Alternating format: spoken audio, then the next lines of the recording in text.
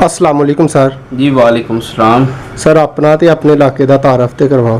जी मेरा नाम डॉक्टर कासिम रज़ा वैसी है। ਅਸੀਂ ਅਬਾਓ ਜਿਹੜਾ ਤੋਂ ਮਿੱਟੀ ਦਾ ਕੰਮ ਕਰ ਰਹੇ ਹਾਂ, ਮਿੱਟੀ ਦੇ ਬਰਤਨ ਬਣਾ ਰਹੇ ਹਾਂ। ਅਸੀਂ ਇਸ ਟਾਈਮ ਪਸਰੂਰ 'ਚ ਸ਼ਹਿਜ਼ਾਦਾ ਰੋਡ ਮੋਜ਼ਿਆ ਮੱਲੋ ਕੇ ਪਸਰੂਰ ਦੇ ਅੰਦਰ ਰਹਿ ਰਹੇ ਹਾਂ, ਡਿਸਟ੍ਰਿਕਟ ਸਿਆਲਕੋਟ। अच्छा डॉक्टर साहब ਤੁਸੀਂ ਇਹ ਦੱਸੋ, ਤੁਸੀਂ ਦੱਸਿਆ ਕਿ ਸਾਡੇ ਅਬਾਓ ਅਜਦਾਦ ਸ਼ੁਰੂ ਤੋਂ ਕੰਮ ਕਰ ਰਹੇ ਨੇ ਤੇ ਤੁਸੀਂ ਕਿਹੜੀ ਆਈਟਮ ਜਿਹੜੀ ਇਹ ਤਿਆਰ ਕਰ ਰਹੇ ਹੋ?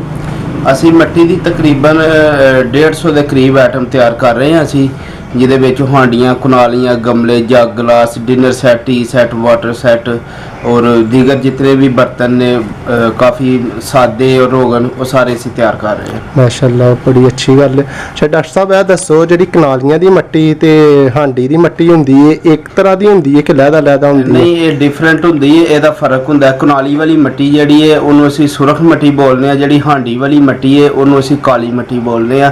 ਉਹ ਕਾਲੀ ਮਿੱਟੀ ਦੇ ਵਿੱਚ ਤਾਂਬੇ ਦੀ ਲੱਸ ਹੁੰਦੀ ਹੈ। ਇਹ ਮੁਕਾਮੀ ਮਿੱਟੀ ਹੈ ਸਾਡੀ ਪਸਰੂਰ ਦੇ ਗਿਰਦੋ ਨਵਾਜ਼।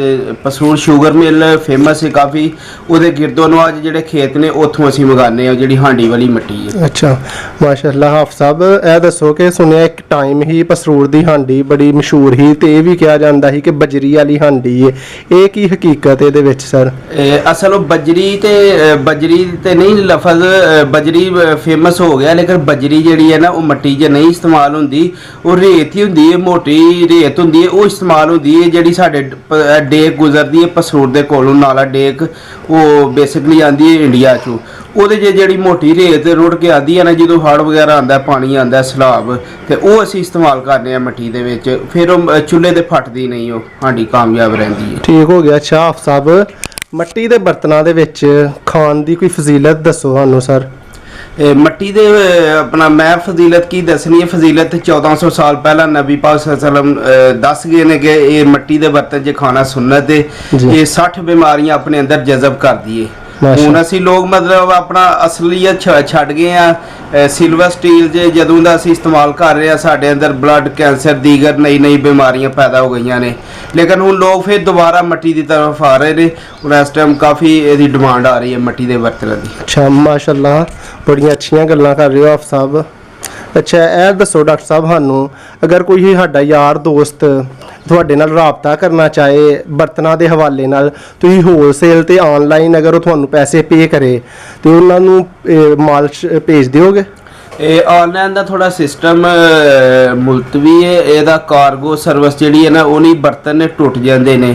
ਸਾਡਾ ਤੇ ਹੋਲਸੇਲ ਦਾ ਕੰਮ ਹੈ, ਸੋ ਅਸੀਂ ਗੱਡੀਆਂ ਵੱਡੀਆਂ ਤੇ ਲੋਡ ਕਰਾਉਂਦੇ ਆ, ਮਜ਼ਦੇ ਵਗੈਰਾ ਤੇ, ਜਾਂ ਲੋਡਰ ਛੋਟੀ ਮੋਟੀ ਮਿਨੀ ਮਜ਼ਦੇ ਵੈਗਨ ਵਗੈਰਾ ਤੇ ਹੋਲਸੇਲ ਦਾ ਕੰਮ ਹੈ। ਪਰਚੂਨ ਦਾ ਨਹੀਂ ਕੋਈ ਸਿਸਟਮ, ਲੇਕਿਨ ਅਗਰ ਕੋਈ ਦੋਸਤ ਅਹਿਬਾਬ ਆ ਜਾਏ ਸਾਡੇ ਕੋਲ ਚੱਲ ਕੇ, ਪਰਚੂਨ ਵੀ ਅਸੀਂ ਹੋਲਸੇਲ ਰੇਟ ਤੇ ਹੀ ਉਹਨੂੰ ਚੰਦ ਘਰ ਵਾਸਤੇ ਬਰਤਨ ਚਾਹੀਦੇ ਹੁਣ ਤਾਂ ਅਸੀਂ ਹੋਲਸੇਲ ਰੇਟ ਤੇ ਦੇ ਦਿੰਦੇ ਆ।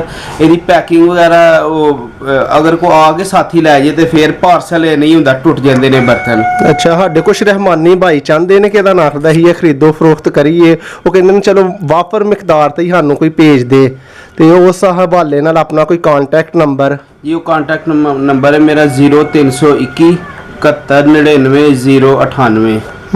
ਇੱਕ ਦੂਸਰਾ ਨੰਬਰ ਹੈ 0303 598 9736। ਅੱਛਾ ਤੇ ਇਹ ਦੱਸੋ ਡਾਕਟਰ ਸਾਹਿਬ ਇਹਨਾਂ ਤੇ WhatsApp ਬਣੇ ਦੇ ਜੇ?